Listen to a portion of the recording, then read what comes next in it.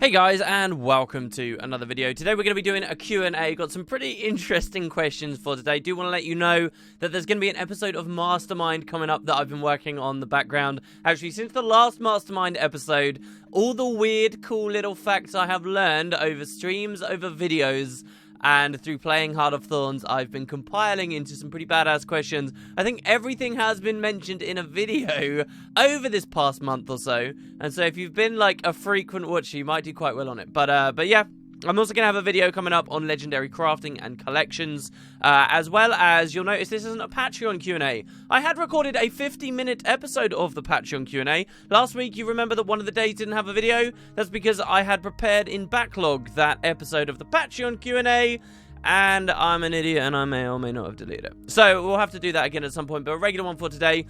Based on last episode, a couple of things I did want to touch on. Number one, I mentioned how cool it would be to have Claw Island as a guild hall. I did get into a bit of discussion with MMO Inks over Twitter on this, and he kind of mentioned that maybe it was a bit too small.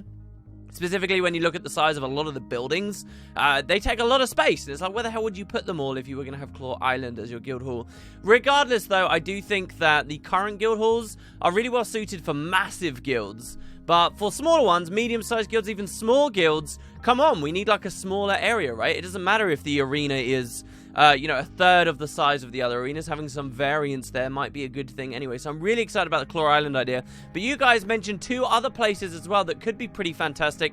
Obviously, we've got the Super Adventure Box guild hall idea, which is pretty old at this point. But then the Bazaar of the Four Winds, the Labyrinthine Cliffs, rather, as the Bazaar, has probably been destroyed and moved on. Some conclusion to the Zephyrite story. I can actually see that really well being used because, along with the theme of ArenaNet bringing back Living World Season 1 and reusing all these assets and things that they'd worked on and have just gone to waste, surely bringing the Bazaar back fits perfectly there. It could slot in with their reintroduction of Season 1, but even the story as well, even Season 3, the idea that we're going to get an actual conclusion to the Zephyrite storyline, and maybe they'll return to the Bazaar because they forgot some stuff there or something. That was the last port that they had before they were completely blown out of the sky. When they go back, bang, once again, we have a great opportunity for that to become a guild hall. Really, really like that idea, especially considering the guild halls have got this weird crystal thing that seems to grow as your guild level grows, and it may have some connection to Glint, and the Zephyrites have a connection to Glint. It's just perfect. And then, of course, Glint's lair itself as well is an idea that's being thrown around. I'm not too hot on that one, but it's kind of cool. Another big thing, I've mentioned in a lot of videos, okay, that Guild Wars 2 Heart of Thorns was kind of lame because it introduced the Exalted with their Golden City, and ArenaNet kind of already had a Golden City in the lore where the Masat were, where he saw them, and it kind of was just all this weird mishmash crossover. Somebody left a very interesting comment pointing out that the official stories talking about the Masat Golden City only talk about how their cities were gilded with gold, but were alabaster. So it's kind of this interesting idea that maybe Tyria is very different to the city that Saul saw. And, this gilding isn't quite the same at all as what we see with the Exalted and just an incredible amount of gold everywhere. There is a distinction there. And that person was totally right. So I do think that's pretty curious. And maybe we don't give the devs enough credit, and that they'd always had a much clearer vision for what Saul's city was. That the official descriptions of it only mentioned it being gilded, not purely gold, and so they felt like it was okay to introduce the idea of Tyria. Or maybe they forgot, and this is just a happy, lucky coincidence for them that they should snatch up and take us there out. We'll see. Alright, on to the questions for this week. The first one comes from Jeff Hazak, who says, WP, have you played any PvP lately? What are your thoughts on the sheer power creep introduced to the elite specs? I'm going to guess you've been too busy to actually PvP, but you can see the creep leak into PvE, where every single elite spec has become meta due to basically being an upgrade to the class. Couple that insane damage power creep with how a lot of the new stuff, including Revenant, have skills that deal damage while simultaneously mitigating damage, and you can probably guess how much of a mess games are right now. I've definitely not played enough PvP to truly assess the meta. I've not been in any PvP discussions or circles. I have no idea really how that side of the game's going. I have always planned to take a big dive into PvP as soon as the seasons begin, with the leagues very shortly in just an update coming up. But I have actually gone in a little just looking for dailies. Finally, now that the blur and the rush of permanent, crazy, Heart of Thorns constant content has swept over me, I'm looking once again at dailies, and I'm feeling bad about missing out on that 10 AP every day. And specifically, some of those PvP reward tracks can be really valuable to go for, like the Silver Waste one was for a while because of all the sand you'd get, or the Dry Top one. But I have to say, when I've gone in for my daily, specifically with this perspective, it's been kind of annoying. I feel like there's a gate there at the moment for me, because I don't know very much about how things have changed with the Elite Specs, and I'm not always in the mood to sit down and theory craft for a couple of hours a great build for me to run. I just want to get in there and fight, and often that's not working out for me. You know, you run a build that was okay before Heart of Thorns, and you just get slapped about, and you don't really know any of the tells that you've got to dodge. It's kind of like learning PvP all over. I do appreciate that I'm seeing so many of these new abilities being used, and I appreciate that kind of fresh face that's been plastered over the meta. But as an outsider who hasn't really been that interested, it's just been kind of frustrating. Like, as an example, yesterday, it was daily PvP capture. And so I go in, or maybe this was the day before. So I go into a random hot join. I decide I don't want to play an entire queued game when I don't have a proper build or any real understanding of what's going on. I'm just going to quickly go into a hot join game and get that capture. And something like 4, maybe 5 times in a row, some guy ran along and stopped me being able to capture at the last moment. And either I'd lose the 1v1 or I would get zerged down before securing a stomp or getting the node for myself. And then I lose it. And it happened like 4 times in a row. Do you know how frustrating that was? It's just kind of pushing me away from PvP. But I don't take that as a sign that the game type's terrible.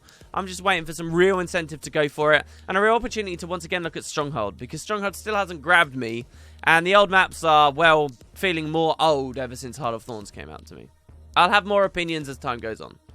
Next one's a really basic question, but I get so much I want to talk about. It's from Thedmo101, who says, do you think ArenaNet ever adds new weapons that will be interested to the base classes, or through an elite specialization? For example, will the Guardian receive the Halberd, or will Guardian's elite specialization, the Crusader, receive the Halberd?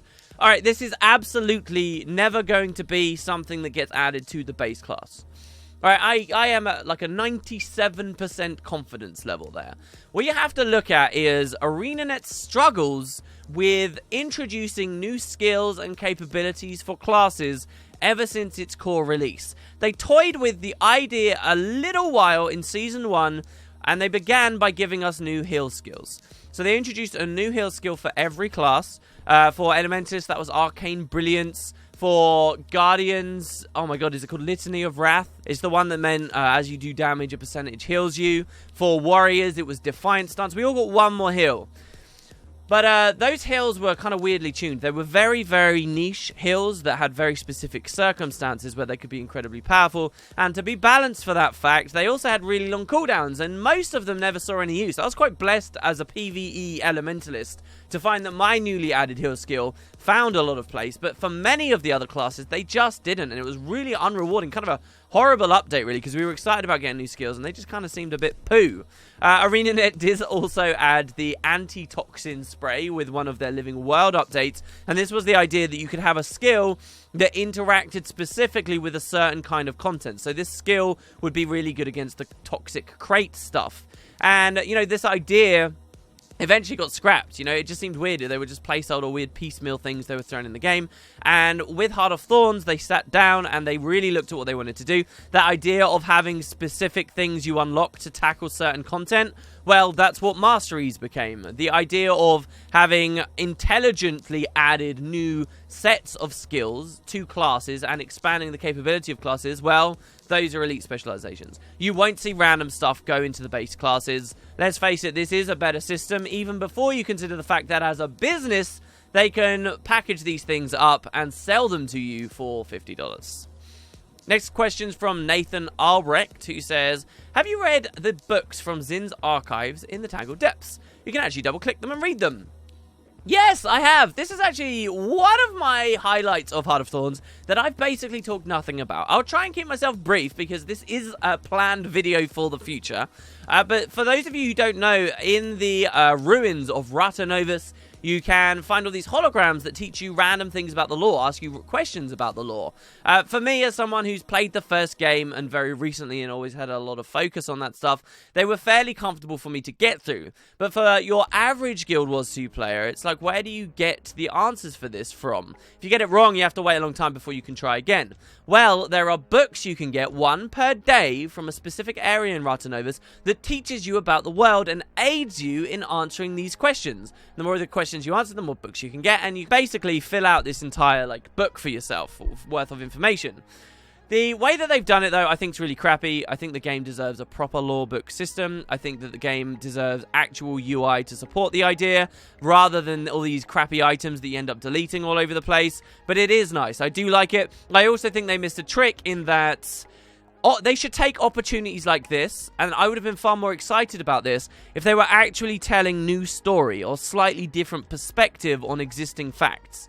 So what do I mean by that? Well, if you buy a book that talks about some of the events of Nightfall or a specific character, it just kind of gives you the flat information, like a dev went to the official wiki and was like, oh yeah, this is the story, I'll boil this down into a couple of paragraphs and then I'll put it in game through lots of little dialogue boxes. And there's really no slight flavor or different interpretation or extra little nugget of lore that kind of expands the universe in any way so far that I've seen with these things.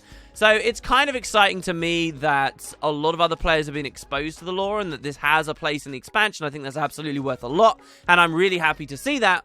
But I'm also a little sad to see that they missed an opportunity to expand on a few things, and that they didn't go the whole hog with it and make it something truly special and different. But they were clearly rushed with the expansion. They didn't have much time to do a lot of stuff. I'm glad that this made it in the first place. There'll be more information on that specific video, a proper guide for you. Because once again, this is one of those things you should be doing daily, and I've kind of been forgetting to. Whoops. Next, Nigahiga878. Isn't that the name of a YouTuber? And you've stolen their name. Great. I can't think of a Mordremoth dragon champion other than some wyverns. Why don't they give us this huge Mordremoth minion for us to fight as an open world meta event?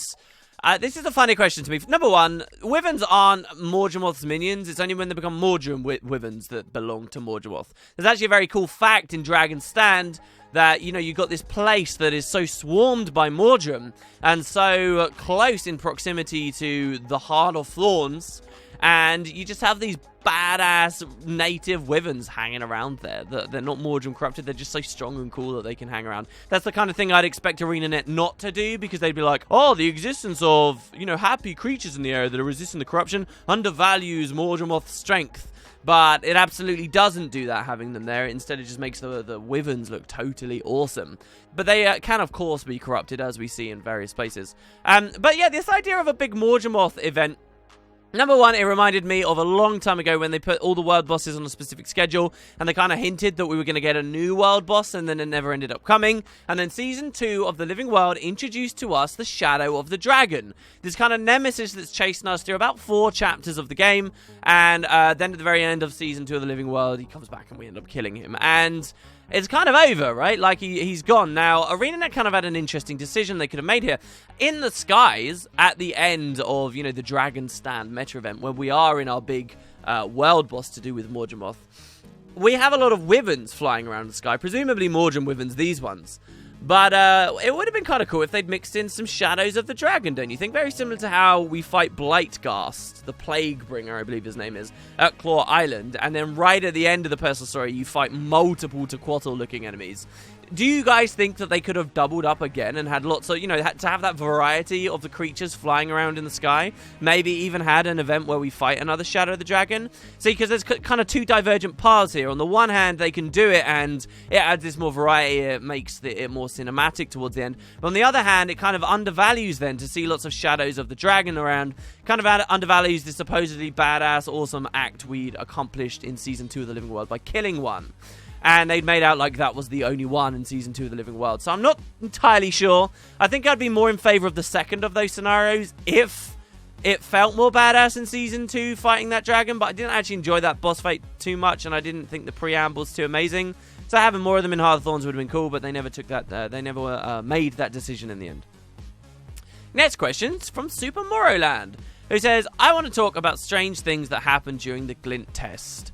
I played the story 2 times, once as a human, once as a Safari, and when you fight against the dragon minions, the character says something about the sea.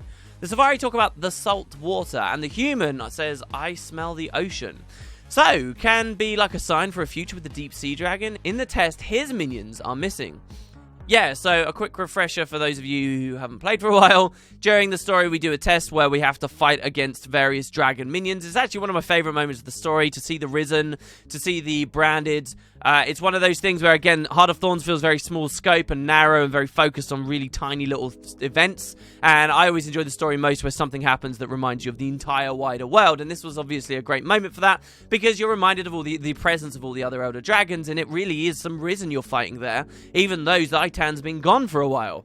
And so during this test, we also have the Deep Sea Dragon, and his representation isn't some minions, which of course don't exist in the game yet, but rather just some piles of salt water coming onto the floor. So there are 2 ways you can look at this. Number 1, pessimism. And this is the idea that, look, they didn't have any time to design some actual deep sea dragon minions. They're not even sure what they're doing with the deep sea dragon right now. They don't want to create some enemy design, commit to it based on one tiny mission, and then, be forced to use it way later on because they just got no idea. So instead, they slap in some puddles of water and they call it there. It has no further meaning. Pessimism. The other idea is that they drop these little puddles of water in here as a sign as to the true nature of the deep sea dragon's corruption and threat to us. So the idea is the deep sea dragon doesn't threaten us by spawning minions that go all over the world and attack us, which is essentially what we see the other Elder Dragons doing.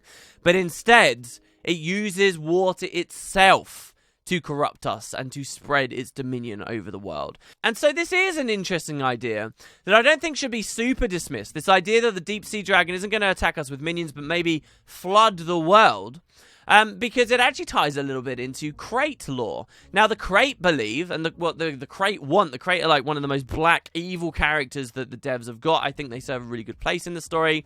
Unquestionably evil. But what they believe is that one day their prophets will return. In fact, the Tower of Nightmare storyline, to mention it again, actually is them trying to bring one of their prophets back, who they believe will lead the Crate to, flood the world and swallow all the lands and, basically return to the sea. And could it be that this somehow ties into what the deep sea dragon is eventually going to do?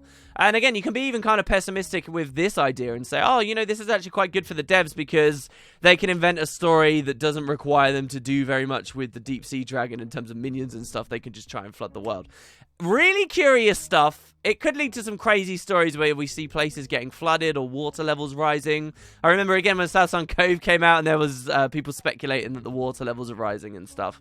But we'll see what they end up doing. It's an interesting theory. I think maybe, what if it's both? What if they didn't have time to design a deep sea minion and they kind of have this idea that the deep sea dragon's going to flood the world? And that's where these pockets of water are coming from. The issue with the deep sea dragon isn't minions. It's water itself. Of course, that all stands in contrast to the concept art we saw of Lion's Arch getting attacked. But hey. Next question is from Sebastian Lawfer, who said, Hey WP, I was wondering if there's any system behind the way you make your thumbnail layouts. Do the color of the fonts mean anything specific, etc.? Please do tell. Well, that's an interesting question. The answer is no. And it makes me sad because I feel like I should actually figure some kind of color coding system. When I first created this style of thumbnail, I'd seen someone else's channel who'd done like kind of the rounded corners and I really enjoyed it. But I always knew I wanted big, bright, colorful, and like easy to read text. And to make each video kind of, stand out so you can obviously tell from the thumbnail whether it's a new one or the one you watched yesterday, I tried to have a different color each day and I tried to go for nice, big, bright primary colors. But that's it. I could do like a really professional system where I set a brand for myself and only these colors I ever use in the rotation, and maybe I only have Q&A videos in a certain type of blue and I have news videos in that big yellow that I like so much and so on. But I don't do that. I basically just go randomly. Maybe one day I will take a little bit more of a look into it. It was actually advice that I got from people when I was first creating the thumbnails. But there's really not very much specific. Where the text appears is just based on, hey, does it obscure the image too much? And that's it.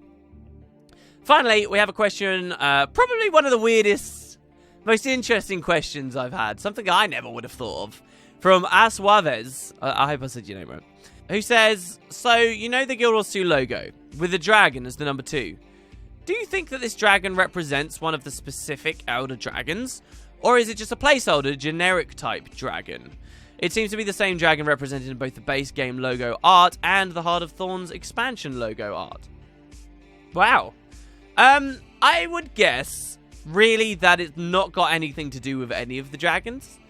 But it would be really interesting if eventually they did do that. The thing that I think Arena are in a bit of a problem with right now is they kind of had this cool idea. Let's not show people what the dragons look like until the end. So there's that kind of mystery. There's that excitement. There's that extra compulsion for people to buy our products and play through our stories because they want to see what these dragons look like. And we can do these totally badass, eccentric designs. You know, like they did with Zaitan. You know, they don't have to go with a crazy traditional dragon. And that's what they did, basically, with the logo for the entire franchise. But I find myself really not that curious about it anymore after the Mordremoth cop-out thing. So we'll see. Can we truly get a fight more cinematic and more badass than the Zaitan fight, but also with as much mechanical involvement as we got with the Mouth of Mordremoth fight? I don't know. I mean, in theory, they can blend the two. Will it ever look like that logo? I doubt it. I think it's just a cool logo and they're sticking with it. But there you go, guys. That's the assortment of questions for today. There weren't so many on the last video. Most of you all got caught up on the idea of Guild Wars 1 versus Guild Wars 2, which, as fun as that is, if you have anything you'd like to ask me, please feel free to down below. I'll try and look out for the interesting ones, and we'll go for another round sometime next week. Thanks very much for watching, guys. Hope you enjoyed. Have a great evening. I'll see you tomorrow.